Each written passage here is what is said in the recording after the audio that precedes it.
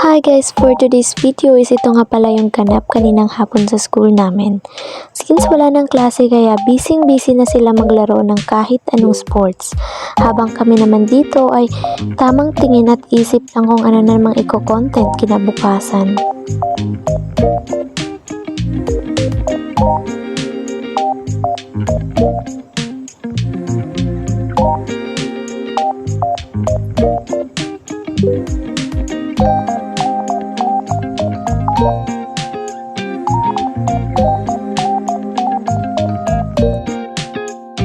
At ito naman yung mga classmates kong busy sa pagpapractice ng sasayawin namin.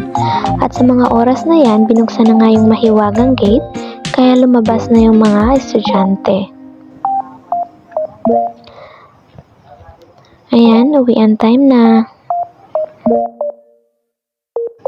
Bye guys!